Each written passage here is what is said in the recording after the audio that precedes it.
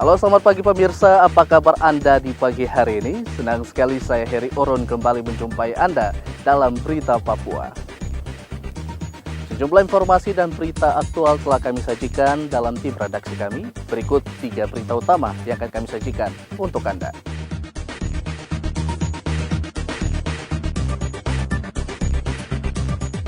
Seorang pekerja bangunan di Kabupaten Intan Jaya dianiaya dengan senjata tajam.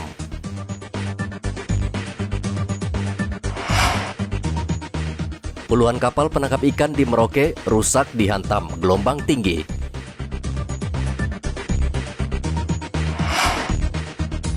Stok minyak goreng di Kota Jayapura aman.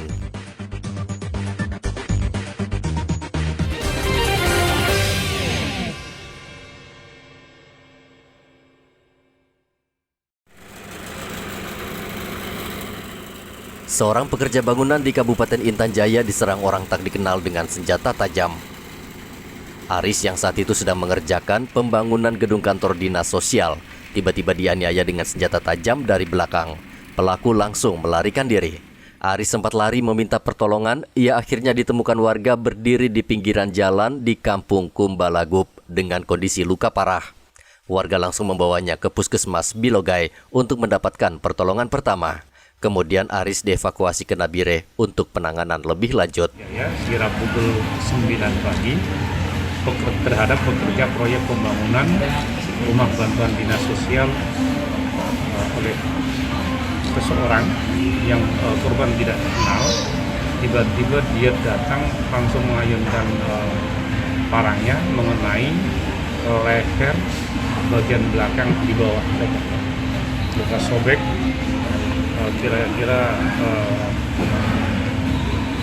16 cm, kedalaman 5 cm. Terus kemudian dibawa oleh saksi atas nama AJ yang saat itu melintas untuk bekerja di salah satu perusahaan. Terus kemudian dibawa ke puskesmas, dilakukan perawatan pertolongan pertama.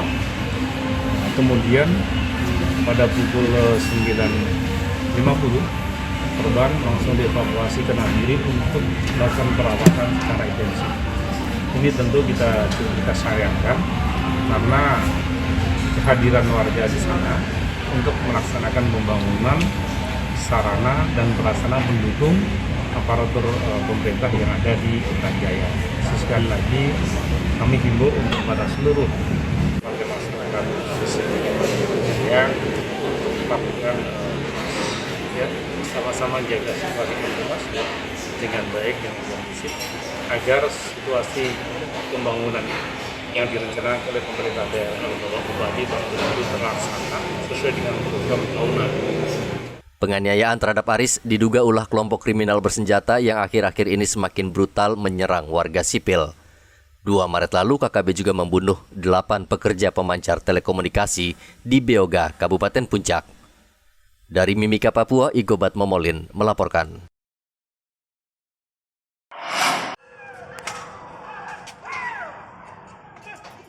Dua kelompok warga terlibat bentrok di Jalan Mayor Wiratmo, Merauke pada Rabu kemarin. Bentrokan dipicu salah seorang warga yang mengintip seseorang sedang mandi di kawasan Sumur Bor. Korban tidak terima lalu melapor ke keluarganya. Mereka lalu mendatangi pelaku dan menyerang warga di Jalan Wiratmo. Kedua belah pihak menggunakan senjata tajam dan panah, namun bentrokan tidak berlangsung lama karena ratusan polisi langsung melerai pertikaian. Termasuk gabungan dari Polsek, mungkin 250 lah, Polsek Kota, Polsek Pelabuhan. 250 nenek? 50%, jadi kita siapkan. Dan ini mungkin penyebabnya apa dan perselisihan apa ya? Jadi tadi malam itu informasi awal memang ada 2 ibu yang sedang mandi, kemudian ada yang merasa mengintip lah oknum-oknum yang 2 orang itu. Nah, ibu ini merasa keberatan, kita lapor ke rumahnya, kebetulan di situ lagi berkumpul. Akhirnya kelompok masyarakat juga tidak terima, langsung menyerang ke tempat kejadian itu. Apa yang rusak dan di sini? Ya kita lihat sendiri tadi memang ada beberapa kaca yang pecah, kemudian pintu-pintu yang jebol. Rata-rata kaca dengan pintu. Tapi ada korban nggak, Nan? sementara tidak ada, hanya mungkin luka-luka ringan ada yang kena panah kan, informasi Kena dari panah. dia, tapi tidak masalah. Kami sudah sampaikan pengertian kepada kedua belah pihak, ya.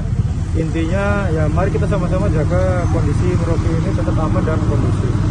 Kami sudah himbau kepada mereka, kemudian alat-alat tajam dan sebagainya, alat-alat perang kita tadi juga sudah amankan, ya, supaya tidak ada efek kejadian yang berlebihan atau dampak lanjutan dari permasalahan tadi malam. Ya, sementara dapat kami laporkan untuk situasi masih aman dan kondusif. Sampai kapan sendiri jabatan di sini? Ya, kita masih standby, ya, kita monitoring situasi. Nanti kita lihat perkembangan situasi. Ya, apabila memang dirasa sudah aman, nanti tetap kedua belah pihak kita akan pertemukan untuk diselesaikan, dimediasi. Bentrokan ini menyebabkan rumah Wakil Ketua DPRD Merauke, Dominikus Ulukianan, rusak. Kedua belah pihak saat ini sudah berdamai dan sepakat untuk tidak bertikai lagi.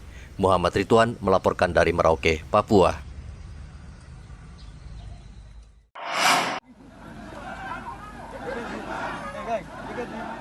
Polisi masih memburu pelaku perusakan mobil polisi saat unjuk rasa mahasiswa terkait penolakan pemekaran wilayah Papua. Saat unjuk rasa, satu mobil polisi dirusak massa di Perumnas 3 Waena. Mobil tersebut hancur dilempari batu oleh mahasiswa saat petugas berusaha membubarkan massa. Kabid Humas Polda Papua Kombes Ahmad Kamal mengatakan, mahasiswa seharusnya tidak bertindak anarkis saat menyampaikan aspirasi karena anggotanya bekerja sesuai undang-undang. Dan nyaman pada seluruh jangan menyampaikan aspirasi itu dilarang dan sebagainya. Caranya kalau mereka melakukan aksi terus kemudian seperti itu,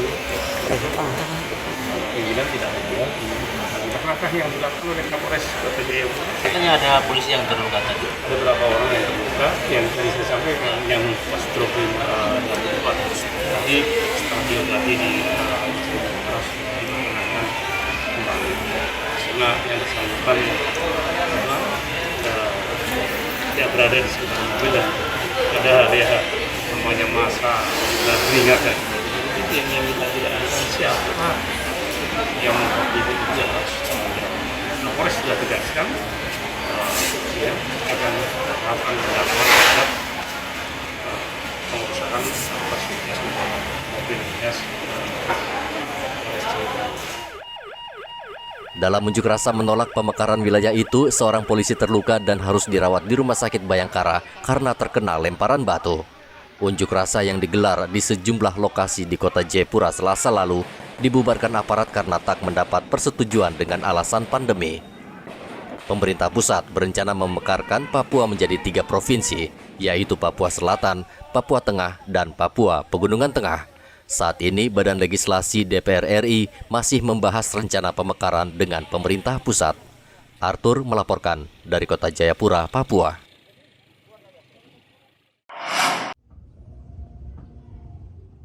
Puluhan kapal nelayan ini sudah sebulan berlabuh di pesisir pantai Lampu 1 karena rusak parah. Gelombang laut Arafura yang tinggi menyebabkan kapal-kapal nelayan ini terhempas sehingga badan kapal banyak yang pecah dan rusak. Hingga saat ini para nelayan di pantai Lampu 1 masih takut mencari ikan di laut lantaran gelombang masih tinggi. Sigolo, salah satu nelayan, mengeluhkan kondisi saat ini. Ia mengatakan pendapatannya menurun drastis lantaran kapal miliknya rusak sehingga tidak bisa digunakan. Bapak, ini kenapa banyak kapal yang berteduh, Bapak? Orang biasa gelombang tuh jadi orang takut keluar. Oh, takut keluar. Iya. Selain mencari ikan ini, kalau sudah di darat ini Bapak bikin apa? Tidak ada, menganggur juga. Menganggur juga. Terus selama COVID begini Pak, jual ikan, udang, bagaimana penghasilannya? Ya lumayan kalau naik juga ya. Kalau untuk sekarang itu Pak, yang lagi musim apa? Sekarang musim ini udang halus. Udang halus. Biasanya dijual berapa Pak udang halus?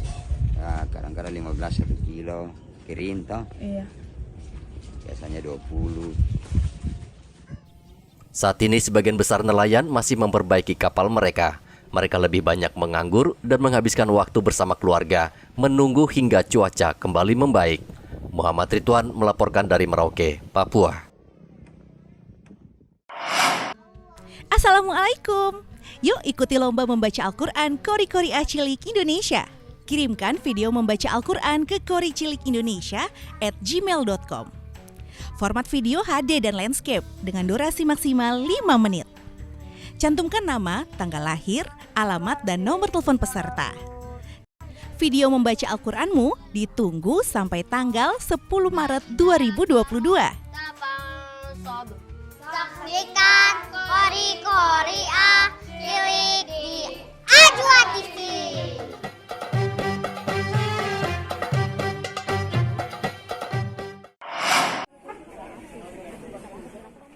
Pemerintah Kota Sorong akan memberikan bantuan material bangunan bagi korban bencana gelombang tinggi dan angin kencang yang melanda Kota Sorong bulan lalu. Bencana ini menyebabkan puluhan rumah rusak karena terjangan ombak.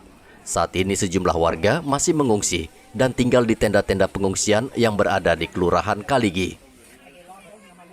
Wali Kota Sorong Lambert Jitmau mengunjungi lokasi bencana dan sempat berdialog dengan warga yang kehilangan rumah akibat terjangan ombak.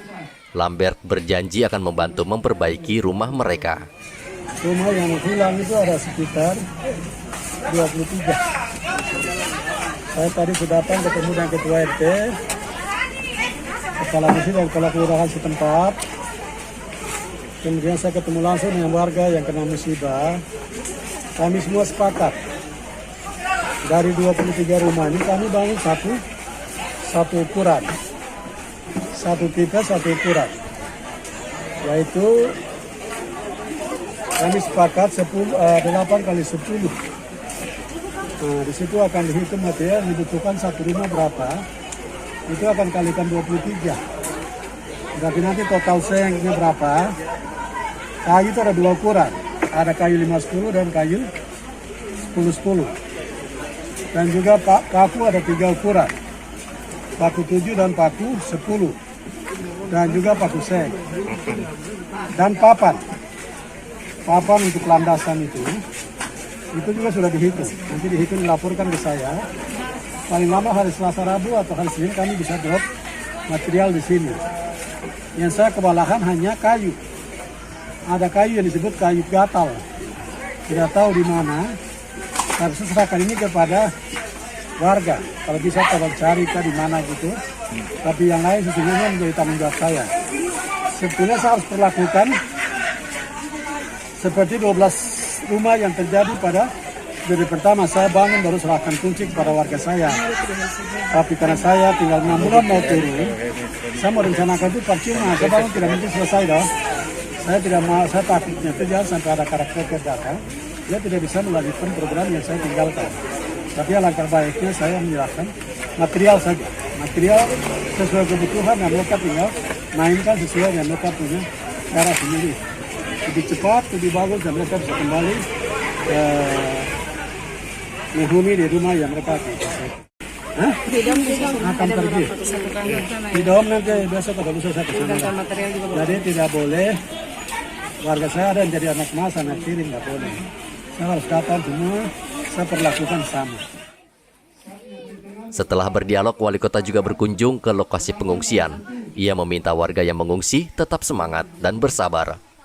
Gelombang tinggi karena cuaca buruk terjadi akhir Februari lalu dan menyebabkan puluhan rumah rusak, bahkan 3 diantaranya hilang tersapu gelombang. Topan melaporkan dari Kota Sorong, Papua Barat. Ratusan aparatur sipil negara yang terdampak banjir dan longsor yang terjadi Januari lalu menerima paket bantuan 9 bahan pokok Rabu kemarin. Wakil Wali Kota Jayapura, Rustan Sarum mengatakan bantuan sembako ini diberikan kepada ASN yang namanya tercatat di kantor Pemkot Jayapura.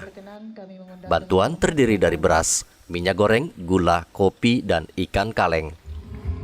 Ini akan diserahkan bantuan sembako kepada pegawai kita atas perintah wali kota bagi yang terdampak banjir tempo hari. Di data yang kami catat beberapa OPD ada kurang lebih 245 orang ya yang terdampak banjir, dan telah kami siapkan berupa sembako, ada beras, ada minyak goreng, ada gula, kopi, teh, dan ikan kali dan seterusnya, ada 10 macam. Saya berharap ini bentuk perhatian dari pemerintah kaitan dengan korban bencana kemarin. Dan tentu itu minimal ini bisa membantu untuk kebutuhan Bapak Ibu yang terdampak banjir. Bantuan sembako ini diberikan untuk memenuhi kebutuhan rumah tangga sehari-hari. Banjir dan tanah longsor yang terjadi di Kota Jayapura Januari lalu menewaskan 7 orang dan merendam ribuan rumah. Hendra melaporkan dari Kota Jayapura, Papua. Kementerian Perdagangan memasok 12 ton minyak goreng ke Papua pada akhir bulan Februari lalu. Stok minyak goreng di Jayapura pun kini aman. Kepala Dinas Perindakop Kota Jayapura Robert Awi meminta warga tidak panik karena minyak goreng berbagai merek sudah disalurkan ke pasar modern, sehingga tidak ada kenaikan harga melebihi ketentuan pemerintah, yakni Rp14.000 per liter. Mereka akan distribusikan sesuai dengan permintaan dari pihak kabupaten kota berdasarkan jumlahnya. Jadi kewenangan itu ada di provinsi. Kami di kota hanya melakukan pemantauan. Pemantauan dalam hal ini 2, yang pertama stok minyak gorengnya, yang kedua harga beredarnya. Jadi hanya itu 2 yang kami lakukan, sedangkan untuk distribusi dan juga kuota itu kewenangan di provinsi. Mengenai harga Bapak? Harga sesuai dengan harga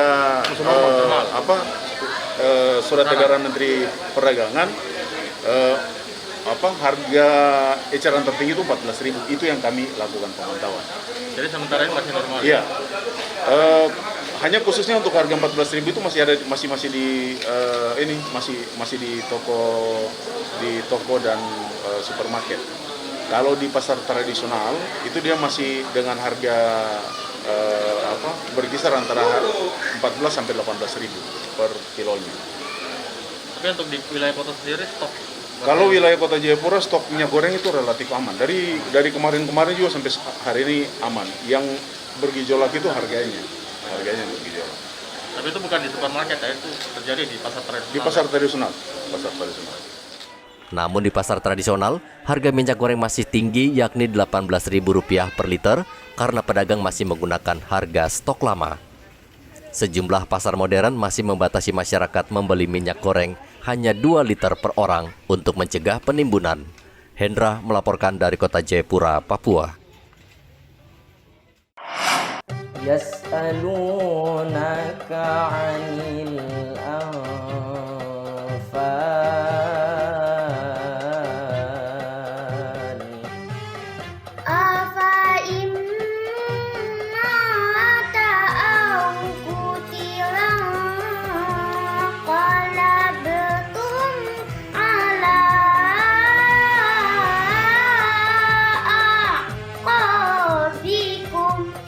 Yuk kirimkan video Muslim Junior membaca Al-Quran untuk mengikuti lomba Qori Qoria Cilik Indonesia di Ajwa TV dengan ketentuan sebagai berikut.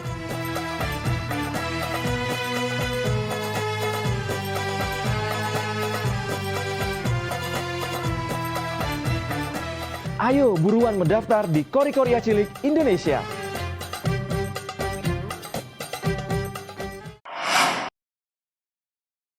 Satuan Lalu Lintas Polres Manokwari menggelar sosialisasi tertib berlalu lintas, khususnya kendaraan truk yang melebihi muatan yang melintas di wilayah Manokwari. Sosialisasi ini dilakukan di ruas Jalan Bandung Manokwari yang padat arus lalu lintas, khususnya truk. Polisi tidak memberikan sanksi kepada pengemudi truk, melainkan himbauan untuk tidak membawa muatan melebihi kapasitas truk karena berbahaya dan bisa merusak jalan. Sosialisasi ini melibatkan Dinas Perhubungan, Kantor Balai Pengelola Transportasi Darat, serta Balai Pelaksana Jalan. Polisi masih menemukan sejumlah truk yang membawa muatan berlebih. Artinya kita ingin memaksimalkan apa yang memang diamanatkan oleh peraturan perundang-undangan terkait dengan overdimensi, overload. Ini adalah sebuah pelanggaran kejahatan yang memang sedikit banyak yang pertama merugikan daripada infrastruktur jalan, Yang kedua, menimbulkan faktor kecelakaan yang memang jelas-jelas kita dalam hal kemanusiaan ini, terutama dalam operasi kemanusiaan harus betul-betul kita maksimalkan untuk diperhatikan. Kelebihan kapasitas angkut sebenarnya sudah diatur di Undang-Undang Lalu Lintas, namun masih banyak pengendara yang tidak tahu atau sengaja melanggar. Dalam undang-undang, pelanggar bisa dikenai pidana 2 bulan kurungan penjara atau denda Rp500.000. Dalam sosialisasi ini, petugas menegur 20 pengendara dan 7 pengemudi truk yang membawa muatan berlebih. James Saisoki melaporkan dari Manokwari, Papua Barat. Kota Jayapura Rabu kemarin berusia 112 tahun. Peringatan HUT Kota Jayapura digelar secara sederhana tanpa kemeriahan yang melibatkan masyarakat, mengingat masih pandemi. Wali Kota Jayapura Ben-Hur Tommy Mano mengatakan Pemkot Jayapura tetap fokus pada pemulihan ekonomi masyarakat di masa pandemi COVID-19. Karena 2 tahun warga kesulitan akibat pandemi. Ini masih dalam suasana pandemi COVID-19 yang melanda Kota Jayapura. Maka kegiatan-kegiatannya kita batasi. Ya, tidak kita melibatkan orang banyak. Sesuai dengan instruksi Wali Kota Jayapura. Di ulang tahun yang ke-12 ini, pemerintah fokus yang pertama penanganan COVID-19 di Kota Jayapura. Ya, pemulihan kesehatan bagi masyarakat Kota Jayapura. Supaya masyarakat ini sehat, tidak banyak yang terpapar COVID, dan pembangunan yang kita lakukan ini demi untuk masyarakat. Jadi fokus kita adalah penanganan COVID-19 di wilayah kota. Yang kita sudah lakukan, sehingga angkanya sudah turun gratis, sekarang 500 sekian. Pemkot Jayapura juga sedang memusatkan perhatian terhadap pemulihan kesehatan masyarakat. Awal Maret ini angka kasus COVID-19 di Kota Jayapura menurun drastis hingga 469 kasus. Pekan lalu, kasus COVID-19 sempat melonjak hingga 800 kasus. Hendra melaporkan dari Kota Jayapura, Papua. Pemirsa, informasi tadi mengakhiri jumpa kita dalam Berita Papua. Saya Heri Orun mewakili seluruh kerabat kerja yang bertugas mengucapkan terima kasih atas kebersamaan Anda. Selamat pagi, selamat beraktivitas, dan wanyambe.